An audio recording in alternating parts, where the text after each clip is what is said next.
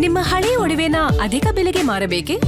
ಅಟಿಕಾಗೆ ಕಾಲ್ ಮಾಡಿ 8803000300. Attica gold company. ಹಾಗಂತೇಳಿ ಅವ್ರು ಹೇಳಿದ ತಕ್ಷಣ ನಾವು ನೀರು ಬಿಡಬೇಕು ಅಂತ ಯಾರು ಒತ್ತಡ ಇರೋದು ಸರ್? ತಮಿಳುನಾಡಿನ ಇದು ಮೊದಲಿಂದನೂ ಬಂದಿದೆ, ಮೊದಲಿಂದನೂ ಬಂದಿದೆ. ಮುಖ್ಯಮಂತ್ರಿ ಈಗ ನಮ್ಮ ನೀವು ಹೇಳ್ತೀನಿ, ವಿಜಯ್ ಅವರು ಅಧಿಕಾರ ರಚನೆ ಮಾಡಬೇಕು ಅಂದ್ರೆ ಸಹಕಾರಿ ಆದವರೇ ವಿಜಯ್ ಅವರು ನಿನ್ನೆ ಮೊನ್ನೆ ಬಂದಿರೋದು ಬಿಡಿ ಮೇಡಮ್. ಇದು ಕಾವೇರಿಯ ಸಮಸ್ಯೆ ಬಹಳ ಹಿಂದಿನ ಕಾಲದ ಸಮಸ್ಯೆ. ಅಂದಿನಿಂದಲೂ ಇವತ್ತವರೆಗೂ ಅಲ್ಲಿ ಪಕ್ಷ ಭೇದವನ್ನು ಮರೆತು ಅಲ್ಲಿನ ಲೋಕಸಭಾ ಸದಸ್ಯರು ಭಾಷೆ ಬರದೇ ಇದ್ರು ಕೂಡ ಅದನ್ನು ಕಿರಿಚಾಡಿ ಪರಚಾಡಿ ಅಲ್ಲಿನ ಕೇಂದ್ರ ಸರ್ಕಾರದ ಮೇಲೆ ಒತ್ತಡ ಹಾಕಿ ಇವೆಲ್ಲ ಕೆಲಸಗಳಾಗುವಾಗ ನಮ್ಮ ಕರ್ನಾಟಕದ ಸಂಸದರು ಯಾವುದೇ ಪಕ್ಷದವರಾಗಲಿ ಆ ಒಗ್ಗಟ್ಟನ್ನು ತೋರಿಸದೇ ಇರೋದೇ ಇಂಥ ಒಂದು ದುರಂತಕ್ಕೆ ಸಾಕ್ಷಿ.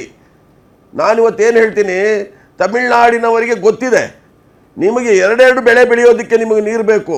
ನಮ್ಮ ರೈತರು ಒಂದು ಬೆಳೆ ಬೆಳೆಯೋದಕ್ಕೆ ನಮಗೆ ನೀರು ಸಾಕಾಗ್ತಾ ಇಲ್ಲ.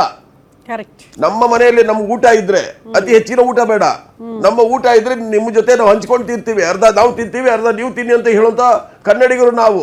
ಇವತ್ತು ನಮ್ಮ ಮನೆಯಲ್ಲಿ ನೀರಿಲ್ಲ. ಇವತ್ತಿರೋದೆಷ್ಟು 17.39 TMC ನೀರಿದೆ. ಇವರು ಆದೇಶ ಕೊಟ್ಬಿಟ್ರು 4.5 TMC ನೀರು ಬಿಡಿ ಅಂತ ಕೊಟ್ಟು ಉಳಿಯೋದೆಷ್ಟು 12 TMC ನೀರು. ಕುಡಿಯೋದಕ್ಕೆ ಪ್ರತಿ ತಿಂಗಳಿಗೆ 3 TMC ನೀರು ಬೇಕು. 3 ತಿಂಗಳು ಆದಮೇಲೆ ಕುಡಿಯೋಕ್ಕೆ ನೀರೆಲ್ಲ ಹಾಹಾಕಾರ ಶುರುವಾಗುತ್ತೆ. ಬರಗಾಲ ಆವರಿಸ್ತಾ ಇದೆ. ಇಂತಹ ಸಂದರ್ಭದಲ್ಲಿ ಈ ತೀರ್ಪನ್ನು ನಾವು ಧಿಕ್ಕರಿಸ್ತೀವಿ, ಇದಕ್ಕೆ ಮೇಲ್ಮನವಿನೂ ಹೋಗ್ತೀವಿ. ಏನೋ ಯಾವುದೇ ಕಾರಣಕ್ಕೆ ರೈತರ ವಿರುದ್ಧವಾಗಿ ನಾವು ಹೋಗೋದಿಲ್ಲ. ಇವ್ರು ಗೊತ್ತಿದೆ, ತಮಿಳುನಾಡವ್ರಿಗೆ ಗೊತ್ತಿದೆ, ಅವರೇ ಹೇಳಿದ್ದಾರೆ ಕಳೆದ 30 ವರ್ಷಗಳಿಗೆ ಹೋಲಿಸಿದ್ರೆ 93 TMC ನೀರು ಕಡಿಮೆ ಬಂದಿದೆ ಕರ್ನಾಟಕಕ್ಕೆ ಅಂತ ಹೇಳ್ತಾರೆ ಒಂದು ಕಡೆ. ಬಟ್ ನಮಗೆ ಇವ್ರು ಬಿಡಬೇಕಾಗಿರೋದು ಇನ್ನೂ ಇಷ್ಟು TMC ನೀರಿದೆ, ಈಗ ಬಿಡಿ ಅಂತಾರೆ. ಅವ್ರಿಗೆ ಅವಶ್ಯಕತೆ ಇಲ್ಲ, ಹರಿದು ಸಮುದ್ರಕ್ಕೆ ಪೋಲಾಗಿ ಹೋಗ್ತಾ ಇದೆ ನಮ್ಮ ನೀರು, ಅವ್ರು ಉಪಯೋಗಿಸ್ಕೋತಾನೂ ಇಲ್ಲ. ಹಾಗಾಗಿ ಇದನ್ನ ನಾವು ಖಂಡಿಸ್ತೇವೆ. ಚಾಂದ್ ಪಾಷಾ ಸರ್, ಎನಿವೇ ನೀವು ಹೇಳಿದ್ರಿ, ಒಂದು ಗುಡ್ ಪಾಯಿಂಟ್ ಅವ್ರು ಎತ್ತಿದ್ರು. ತಮಿಳುನಾಡಿನಲ್ಲಿ ನಿಮ್ಗೆ ಸಂಸದರಿಗೆ ಪಾಪ ಭಾಷೆಯ ಸಮಸ್ಯೆ ಇದೆ, ಭಾಷೆ ಬರೆದಿದ್ರು ಕೂಡ ತಮಗಿರುವ ಭಾಷೆಯಲ್ಲೇ ಮನವರಿಕೆ ಮಾಡುವ ಪ್ರಯತ್ನಗಳಾಗುತ್ತೆ. ನಮ್ಮ ರಾಜ್ಯದಲ್ಲಿರುವಂತಹ ಸಂಸದರಿಗೆ ಇಂಗ್ಲಿಷ್ ಮತ್ತು ಹಿಂದಿ ಹೇಳ್ಕೊಡ್ಬೇಕಾ? ಅದ್ಭುತವಾಗಿ ಮಾತಾಡ್ತಾರೆ.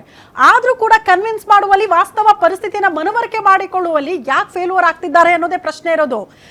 ನೇರವಾಗಿ ನಾನು ನಮ್ಮ ಬಿಜೆಪಿ ವಕ್ತಾರರ ಹತ್ರ ಹೋಗ್ಬಿಡ್ತೀನಿ. ಸರ್, ಅತಿ ಹೆಚ್ಚು ಸಂಸದರು ನಮ್ಮ ರಾಜ್ಯದಲ್ಲಿರೋರು ಬಿಜೆಪಿ ಅವರಿಗೆ, ಓಕೆ JDS ವಕ್ತಾರರು. ಬಟ್ ಯಾಕೆ ಅಂದ್ರೆ ನೀವು ಮೈತ್ರಿಯಲ್ಲೇ ಇರೋದ್ರಿಂದ ನಾನು ಕೇಳ್ತಾ ಇರೋದು, ಬಿಜೆಪಿ ಸಂಸದರೇ ಅತಿ ಹೆಚ್ಚಾಗಿದ್ದಾರೆ, ಅತಿ ಚೆನ್ನಾಗಿ ಭಾಷೆಗಳನ್ನ ಮಾತಾಡ್ತಾರೆ, ಮನವರಿಕೆ ಮಾಡ್ಕೊಳ್ಳುವಲ್ಲಿ ಯಾಕೆ ಫೇಲ್ಯೂರ್ ಆಗ್ತಾ ಇದೆ? ಸರ್ಕಾರದ ಪಾತ್ರನೂ ಇದೆ, ಅದ್ರ ಜೊತೆಗೆ ನಮ್ಮ ಸಂಸದರ ಪಾತ್ರನೂ ಇದೆ ಅಲ್ಲ, ಏನು ಹೇಳ್ತೀರಿ? ನೋಡಿ, ಇದು ಟೋಟಲಿ ರಾಜ್ಯ ಸರ್ಕಾರದ ಸಂಪೂರ್ಣ ವೈಫಲ್ಯ. ನೀವು ಮನವರಿಕೆ ಮಾಡ್ಕೊಳ್ಳೋದ್ರಲ್ಲಿ ಸಂಪೂರ್ಣವಾಗಿ ವಿಫಲ ಆಗಿದ್ದೀರಾ ಅಂತಕ್ಕಂಥದ್ದು ಸ್ಪಷ್ಟವಾಗಿ ಎದ್ದು ಕಾಣ್ತಾ ಇದೆ. ಜೂನ್ ಜುಲೈ ತಿಂಗಳಲ್ಲಿ ಆಗಿರ್ತಕ್ಕಂಥ ಮಳೆ, ಕಳೆದ 30 ವರ್ಷಗಳ ಮಳೆ ಸರಾಸರಿ ತಗೊಂಡ್ರೆ ಜೂನ್ ಜುಲೈಯಲ್ಲಿ ಆಗಿರ್ತಕ್ಕಂಥ 30 ವರ್ಷಗಳ ಅತಿ ಕಡಿಮೆ ಆಗಿರ್ತಕ್ಕಂಥ ಮಳೆ ಇದು ನಂಬರ್ 1. ನಂಬರ್ 2, ಏನು 3500 ಕ್ಯೂಸೆಸ್ ನೀರನ್ನು 15 ದಿನಗಳಲ್ಲಿ ಹರಿಸಬೇಕು ಅಂತಕ್ಕಂಥ ಒಂದು CWC RC ಏನು ಆದೇಶ ಕೊಟ್ಟಿತ್ತು, ನೀವು ವಾಸ್ತವಾಂಶನ ಮನವರಿಕೆ ಮಾಡಿಕೊಡುವಂಥ ಸಂದರ್ಭದಲ್ಲಿ ಸತ್ಯಾಂಶವನ್ನು ಒಂದು ನಿಯೋಗವನ್ನು ತಗೊಂಬಂದು ಯಾಕೆ ನೀವು ತೋರಿಸಲಿಲ್ಲ ಸತ್ಯಾಂಶವನ್ನು? ನೀವು ಕೇಳ್ತಾ ಇದ್ರಿ ಆಗಲೇ ಸಂಸದರು ಅವ್ರ ಭಾಷೆ ಬರಲಿಲ್ಲ ಅಂತಂದರೆ ಮಾತಾಡ್ತಾರೆ ಅಂತೇಳಿ. ಸನ್ಮಾನ್ಯ ದೇವೇಗೌಡರು ಹಗಲು ರಾತ್ರಿ ಇದೇ ನೀರಾವರಿ ವಿಚಾರದಲ್ಲಿ ಕರ್ನಾಟಕ ಪರವಾಗಿ ಮಾತಾಡುವಂಥ ಸಂದರ್ಭದಲ್ಲಿ ಮಿಕ್ಕಿದ ಸಂಸದರುಗಳು ಏನು ಮಾಡ್ತಾ ಇದ್ರು ಅಂತಕ್ಕಂಥದ್ದು ಇವತ್ತಿಗೂ ಕೂಡ ನಮಗೆ ತಿಳಿದೇ ಇರ್ತಕ್ಕಂಥ ವಿಚಾರ. 94ನೇ ವರ್ಷದಲ್ಲೂ ಕೂಡ ಇವತ್ತಿಗೂ ಅವರು ಹೋರಾಟ ನಡೀತಾನೆ ಇದೆ. ಒಂದು. ಎರಡನೇದು, ಅತಿ ದೊಡ್ಡ ವಿಚಾರ ದುರಂತ ಏನು ಅಂತಂದರೆ, ಒಲ್ಲದ ಮನಸ್ಸಿನ ಮಂತ್ರಿಗಳಿದ್ದಾರೆ ಇಲಾಖೆಯಲ್ಲಿ, ದಯವಿಟ್ಟು ಅವ್ರಿಗೆ ಬೇಡ ಅಂತ ಹೇಳಿದ್ರು ಖಾತೆನ, ಅವ್ರಿಗೆ ಬೇಡ, ನನಗೆ ಈ ಖಾತೆ ಗೊತ್ತಿಲ್ಲ ಅಂದರು. ಗೊತ್ತಿಲ್ಲದವ್ರನ್ನ ಕರ್ಕೊಂಡೋಗಿ ಕೂರಿಸಿದ್ರೆ ಏನಾಗುತ್ತೆ? ನಾನೆಲ್ಲ ಹೇಳಿರ್ತಕ್ಕಂಥದ್ದು ಈ ಮಾತು, ಸಚಿವರೇ ಹೇಳಿರ್ತಕ್ಕಂಥ ನನಗೆ ಬೇಡ ಅಂತಕ್ಕಂಥ ಖಾತೆನ ಅವ್ರು ಕೊಟ್ಟಿರ್ತಕ್ಕಂಥದ್ದು ನಂಬರ್ 1.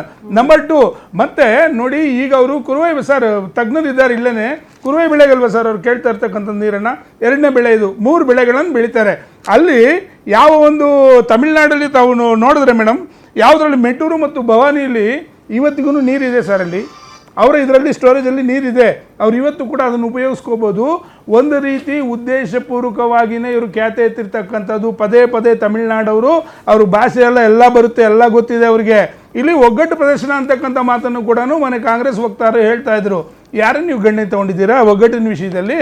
ಎಷ್ಟು ಜನ ಯಾವ ಪಕ್ಷಗಳನ್ನ ಎಲ್ಲೆಲ್ಲಿ ಕೂರಿಸ್ಕೊಂಡು ನೀವು ಸಭೆ ಮಾಡಿದ್ದೀರಿ, ಏನೇನು ವಾಸ್ತವಾಂಶಗಳನ್ನ ಹೇಳಬೇಕು ಅಂತಕ್ಕಂಥ ಮನವರಿಕೆ ಮಾಡಿಕೊಟ್ಟಿದ್ದಾರೆ. ನೀವು ಇವತ್ತಿನವರೆಗೂ ಯಾವುದೇ ಮನವರಿಕೆ ಮಾಡಿಕೊಟ್ಟಿಲ್ಲ ಅಂತಕ್ಕಂಥದ್ದು ಎರಡನೇದು.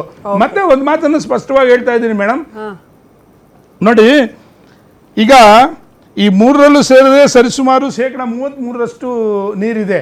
ಬೆಂಗಳೂರಲ್ಲಿ ಇವತ್ತಿಗೂ ಕೂಡ 1.5 ಕೋಟಿ ಜನಸಂಖ್ಯೆ ಇದ್ದರೆ 50 ಲಕ್ಷ ಜನಕ್ಕೆ ಮಾತ್ರ ಕುಡಿಯೋ ನೀರು ಹೋಗ್ತಾ ಇರ್ತಕ್ಕಂಥದ್ದು. ಈ ಕುಡಿಯೋ ನೀರು ಮಂಡ್ಯ, ಮಳವಳ್ಳಿ, ಬೆಂಗಳೂರಿಗೆ ಬೇಕಾಗ್ತದೆ. ನಮಗೆ ಕುಡಿಯೋ ನೀರೇನೇ ಇಲ್ಲ. ಇರ್ತಕ್ಕಂಥದ್ರಲ್ಲಿ ಡೆಡ್ ಸ್ಟೋರೇಜ್ ಏನಾದರೂ ತೆಗೆದುಬಿಟ್ರೆ ನಿಮಗೆ ಅರ್ಧಕ್ಕರ್ಧ ನೀರೇನೆ ಇವತ್ತು ಹಳೆದ್ರಲ್ಲಿ ಹೂಳು ಕೂಡ ಐತಿಲ್ಲ ಈ ನಡುವೆ. ಈ ಪರಿಸ್ಥಿತಿ ಇರೋದ್ರಿಂದ ಒಂದು ನಿಮಿಷ, ಈ ಪರಿಸ್ಥಿತಿ ಇರೋದ್ರಿಂದ ಇದು ಸಂಪೂರ್ಣವಾಗಿ ರಾಜ್ಯ ಸರ್ಕಾರದ ಫೇಲ್ಯೂರು ಅಂತಕ್ಕಂಥದ್ದು ಸ್ಪಷ್ಟವಾಗಿ ಎದ್ದು ಕಾಣುತ್ತೆ. ಮನವರಿಕೆ ಮಾಡೋದ್ರಲ್ಲಿ, ವಾಸ್ತವಾಂಶ ತೋರಿಸೋದ್ರಲ್ಲಿ ಇವರು ಸಂಪೂರ್ಣವಾಗಿ ವೈಫಲ್ಯ ಆಗಿದ್ದಾರೆ ಅಂತಕ್ಕಂಥ ಸ್ಪಷ್ಟ.